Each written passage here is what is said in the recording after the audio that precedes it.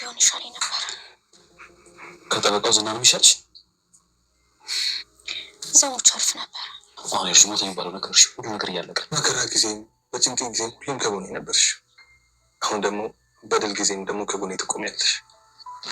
እሺ ምንም አትቀየሪ ሰው ግን አንቺ ነው እነሱ ነው ግን ይዛለችው ማለት ነው። አንቺንም ማለትም ትችላለች፣ መድበልና ዝናንም ደግሞ ትችላለች። እነዛ ነው ምድር ብቻ ናት ይዋለች። እውነት ነው። እቺ መራራት አይደለም የተሰራው ማይ አብለን እባክህ ዝና ዝና ተው እባክህ።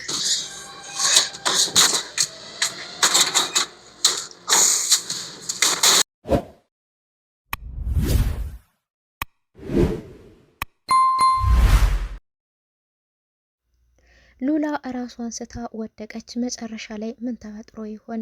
ማህሌትም ይቅርታ ጠይቃለሁ በማለት ብሩክ ቤት ድረስ ሰተት ብላ ሄዳለች። በሩን የከፈተችላትም ቅድስት ነበረች። ቅድስትም በጣም ደንግጣ እንግዲህ በሩን መልሳ ድርግም አርግታ ነበር እየዘጋችው ማለት ነውና፣ ሰላም ጤና ይስጥልኝ ውድና የተከበራችሁ የቻናሌ ቤተሰቦች ሁላችሁም ሰላም ብያለሁ። በያላችሁበት ሰላማችሁ ብዘት ተረፍረፍ ይበልኝ እያልኩኝ እኖይል ሳይቱ ነኝ ከች ብያለሁ ማለት ነው። ዛሬ ምሳሌ ድራማ ደስ የሚልና አስተማሪ ብዙ ነገር የምትማሩበት የአባትነት ጥግ፣ የወንድምነት ጥግ፣ እንደዚሁም ደግሞ የጓደኝነት ጥግ፣ ቤተሰባዊነት ፍቅር ምንድነው የሚለውን የምትማሩበት ነው ማለት ነውና እንግዲህ በዛሬ ለታ ጠበቃው ቤት ድረስ ተት ብሎ መጥቶ ነበረ። ይሄ ጠበቃም እንግዲህ ሞገስ የቀጠረው ጠበቃ ነበረ ንብረቱን እንዲያስመልስለት። እሱ ግን ንብረትን ማስመለስ ትቶ ሉላን ወይም ደግሞ የሞገስ ባለቤት ለመሆን የተዘጋጀችውን ወደ ሌላ ነገር እያሰበ ይገኛልና እሷ ግን በዚህ አይነት ነገር ፈቃደኛ አይደለችም። ንብረቱ ቢቀር ጠንከር ብሎ ይቀራታል እንጂ እኔስ ራሴን አላቆሽሽም እያለች ነበርና እሱ ግን የህግ አካል ስለሆነ ራሱን በህግ ስር እየከለለ እኔ እኮ የህግ አካል ነኝ እያለ እሷንም ሲያስፈራራት ነበርና እንደዚሁም እቤት ድረስና ብላ በስልክ እየቀዳችው ነበርና እሱም እንግዲህ ዳጣ አልጋ ስር ተደብቃ ነበረ። ዳጣ በምትጮህበት ሰዓት እሱም ህግ ራስን ተከላከልበት ብሎ እንግዲህ መንግስት ራስን ተከላከልበት ብሎ እየሰጠውን መሳሪያ ትቶ ሮጦ መውጣት ችሏል ማለት ነውና እሱም እንግዲህ ህግ ራሴ እንድከላከልበት የሰጠኝ መሳሪያ መመልሺ፣ እኔ የህግ ሰው ነኝ፣ ምን እንደማደርግሽ አታውቂም እያለም እያስፈራራት ነበርና እሷ ግን መሳሪያው ለራስ ነው ትተህ የወጣኸው፣ ማንም የተቀበለ ሰው የለም፣ ማንም እንዳትወስድ ብሎ የከለከለ ሰው የለም ነበር ያለችውና እንግዲህ ራስን ተከላከልበት ብሎ ቢሰጥም እሱ እንግዲህ አንድን ሴት ለማባለግ ነው የተጠቀመበት ማለት ነው መሳሪያውንና ሉላም እንግዲህ መተ መውሰድ ትችላለህ ነበር ያለችውና እሱም ምንም ሳይጠይቃት እንግዲህ ሰው ቤት አለ የለም ምንም ነገር ሳይጠይቃት መሳሪያውን ለመውሰድ ነበር ቤት ድረስ የመጣው። ይሄን ነገር ግን ሞገስ አያውቅምና ከሉላ ጋር እየተጫወተ ባለበት ሰዓት ነው እንግዲህ ወደ ትራሱ ላይ ደገፍ ሲል ራሱን ይቆረቆረዋል ማለት ነው። እሱም ምንድነው ራሴን ይመታኝ ከትራሱ ስል ይላልና ሉላም እንግዲህ ባለፈው በሹገጥ የተመታከው ይሆናል ነበር ያለችው። እሱም እንዴት ታዲያ ራሴን ነው እንዴት ተመታውስ ጎኔ ነው እንጂ በማለት ትራሱን ሲያነሳ እንግዲህ መሳሪያውን ያገኛልና እሱም ከየት መጣ ይሄ መሳሪያ ቤት በኩል እዚህ ቤት ሊገባ ቻለ?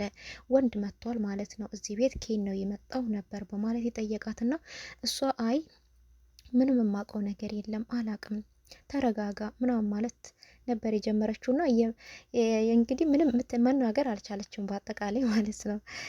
ነገር ግን በር ተንኳኳ። በመሀል በር ሲንኳኳ እንግዲህ በር ስትከፍት ጠበቃው ነው። ራሷን ስታን የወደቀችው እሱ መሆኑን ስታውቅና ሞገስም እንግዲህ እሷን አንስቶ ሉላ ምን ሆነሽ ነው እያለም እንግዲህ ጠበቃውም ምን ሆኗ ነው እንዲህ ምን ነካት? ነብሰ ጡር ናት ማለት ነው። በቃ ነብሰ ጡር ናት፣ ለዚህ ነው ደንግጣ ራሷን የሳተችው እያለ እንግዲህ ውሃም እያቀበለ ነበር ማለት ነው። ይሄ ሽልጥልጥ ሰውዬ እና እንግዲህ ውሃም እያቀበለ ነበረ። በዚያም እንግዲህ በመጨረሻ ውሃም ተደፍቶባት ምናምን ሉላ ልትነቃ ችላለች ማለት ነውና እንግዲህ ከሞገስ ጋር ሆና ራሱ በጣም ይፈራችው ጠበቃውና ሞገስ ላይ ነበር ጥብቅ ብላ የተቀመጠችው እንደ መሽገርና እሱም ምን ሆነሽ ነው ሉላ ምን ሆነሽ ነው የደነገጥሽው ቢላትም እሱ እንዴት ሳይነግረን ዝም ብሎ ይመጣል ነበር ያለችውና ነገር ግን ከመጀመሪያውን ጀምሮ ሉላ ይሄንን ጠበቃ አልወደደችውም። ሞገስ ሌላ ጠበቃ ይቀየርልን፣ ይህ ሰውዬ ምንም ደስ አላለኝም እያለችው ነበርና ሞገስ ግን አይ በጣም ጥሩ ሰው ነው፣ በጣም መልካም ሰው ነው፣ አክቲቭ ነው፣ ነገሮችን ቶሎ ይጨርስልናል ነበር ያለውና ነገር ግን እንደዛውም ሆኖ እሱም ንብረታችሁ በቅርብ ይመለስላችኋል፣ አይዟችሁ፣ አንቺም አይዞሽ ሉላ፣ ሞገስ እኔ ያለውልህ ነገሮችን ሁሉ በቅርብ ጨርስልሃለሁ እያለው ነበር። እንግዲህ እያስመሰለ ነበረ። ሉላም ነቅታለች። ነገር ግን እሱ የሚለው ነገር ምንም ከደንታ አልቆጠረችውም ማለት ነው። እሱም እንግዲህ አዎ በጣም ጎበዝና አስተዋይ ሰው ወይም ደግሞ የህግ ሰውም ሆነ በጣም ጎበዝ እንደሆንክ ሰምቻለሁ። ንብረቴን በቅርብ እንደምታስመልስልኝ ተስፋ አደርጋለሁ። በጣም ተሰብሬያለሁ፣ በጣም ተጎድቻለሁ። አግኝቶ ማጣት ደግሞ በጣም ከባድ ነው እና ብዙ ሰዎች የህግ ሰዎች ነባሩ ሰዎችም ወድቅ ያለው ደግሞ የምነሳውን በህግ አካል ነው። አንዳንድ ሰዎች ራሳቸውን በህግ ስር ከልለው ብዙ ነገርን ያደርጋሉ። ህግን የማያውቁ ሰዎችን በህግ አምላክ እንላቸዋለን። እነሱ ግን በህጉም አይዳኙልንም። አንተ ግን እንደዛ እንደማታደርገኝ ተስፋ አደርጋለሁ ነበር ያለውና እሱም ግድ የለህም ንብረትህን ሁሉ በቅርብ ነው እማስመልስልህ በማለት እንግዲህ ጤፍ በሚቆላ ምላሱ ያለውን ቃላት እንግዲህ አንዳንድ ቃላቶችን ጣል ጣል አርግቶ ወጥቷል ማለት ነው። ሉላ ግን በጣም ደንግጣ ነበረ። እሱ የሄደው እንግዲህ ያችን መሳሪያ ለመውሰድ ነበረ። እንደዚሁም እኔ የመጣሁት እዚህ ሰፈር የምከታተለው ኬዝ ነበረኝ፣ በዛው ሰላም ልበላችሁ ብዬ ነው ድንገት የመጣሁትኝ በማለት ነበር የመጣውና የሚል መልስ ነበረ እየመለሰላቸው።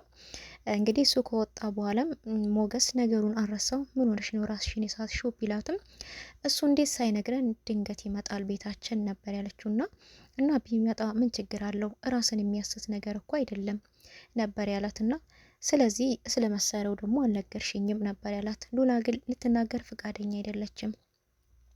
አንተ አይተህ አትረዳኝም ወይ ነው ያለችው። አይተህ አትረዳኝም ወይ መናገር ካልፈለግኩ በቃ አታስገድደኝ ነበር ያለችውና እሱም እንዴት አይቼ እረዳሻለሁ? ለሌላ ነገር ልረዳሽ እችላለሁ። ይሄ እኮ መሳሪያ እኮ ነው። እንዴት ነው የምረዳሽ አንቺ ካልነገርሽኝ? ይንበር ያላትና በቃ መናገር አልፈልግም መተኛት ነው የምፈልገው በቃ ሞገስ ተወኝ በማለት ነበር ያለችውና ነገር ግን ሉላ እውነቱን መናገር አለባት። ሞገስም ደግሞ እውነቱን ማወቅ አለበት። አንዳንድ ጊዜ እንደዚህ የምንደባብቃቸው ድብብቆሽ፣ የምንጫወታቸው ነገሮች በህይወታችን ውስጥ ብዙ ዋጋ ሊያስከፍሉን ይችላሉና በትዳር ውስጥ ደግሞ ሰው ግልጥ መሆን አለባት። እሷም እንግዲህ ሉላ ግልጥ መሆን አለባት። እውነቱን ደግሞ ሞገስ ማወቅ አለበት። ጠበቃም መቀየር ካለበት ጠበቃውንም መቀየር አለበት ማለት ነው። ይሄ የሚሆነው ደግሞ ሉላ እውነቱን ስትናገር ነውና እና ራስሽን ስትሸጣልሽው ዝና የመጣ መስሎሽ ነበረ ቢላትም አይ ዝናማ ቢሆን እሱ ይሻል ነበረ ከጠበቃው ዝና ቢሆን ይሻል ነበር ያለችውና እንዴት ዝና ልትመርጭ ቻልሽ ብላት ሞቼ ይገላገላለሁ ነበር ያለችው። እሱም ተንግዲህ ሞት ምናምን የሚባል ነገር የለም ያላትና ንብረታችን በቅርብ ተመልሶ ወደ ሌላ ሀገር ሄደን ነጻነትሽን አውጀሽ ደስተኛ ሆነን እንኖራለን ነበር ያለውና እውነት ነው። ሉላ ከብዙ ጊዜ በኋላ በጣም እየተጨነቀች ነበረ። በፊትም ህይወቷን በጭንቀት ነው ያሳለፈችው ከዝና ጋራ። አሁንም እንግዲህ ዝና አሁን ካሁን መጣ ንብረቴ ተመለሰ እያለች በቃ በጣም በጭንቀት ላይ አይነት ያለችውና ሉላ እንግዲህ በቅርብ ደስታቸው ማወጅ አለባቸው ብለን እናስባለን። መሀሌትም እንግዲህ ኤፍራታ ከቤት አባራታለች። እኔ አንቺ ታላቄ ነሽ፣ እኔ ታናሽ ነኝ። አንቺን ተሸክሜ በኖርኩት ደግሞ በቤቴ ልትገልኝ አንቀሽ ልትገልኝ ነበር ያለቻትና እሷም እኔ እንዴት ገልሻለሁ? እንደውም እኮ ከዝና እየተከላከልኩልሽ ነበር ብትላትም እና ከዝና የከለከልሽኝ አንቺ ልትገልኝ ነው እንዴ? ስለዚህ ቤቴ መመለስ የለብሽም ነበር ያለቻትና እሷም እንግዲህ እባክሽን ዝናም ከቤቱ አብሮኛል፣ እማርፍበት ቦታ የለኝም፣ አሳርፊኝ ነበር ያለቻትና በፍጹም ቤቴ እንዳትመጪ አላቅሽም። አንቺ ከመጣሽ ችግርና ችግር ብቻ ነው ይዘሽ የመጣሽው፣ ሌላ ምንም ይዘሽልኝ የመጣሽው ነገር የለም።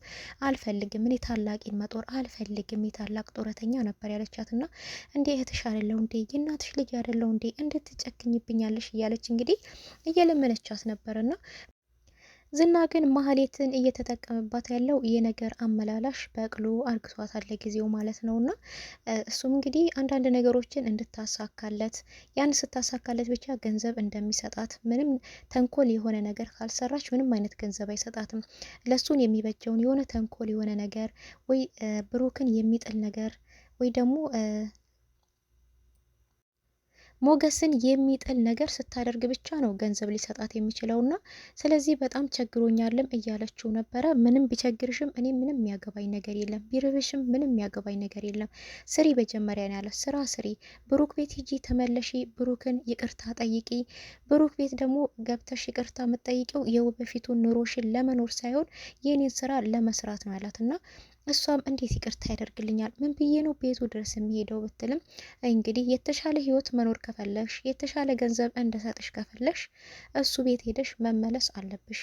ያልኩሽን ነገር ሁሉ ደግሞ መስራት አለብሽ።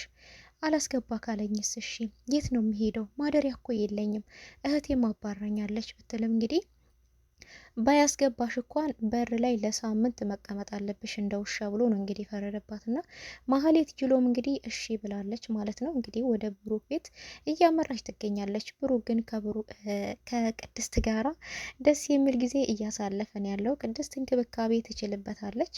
እንደዚሁም እያወሩም አንዳንድ ነገሮች እየተጫወቱ ነበረ።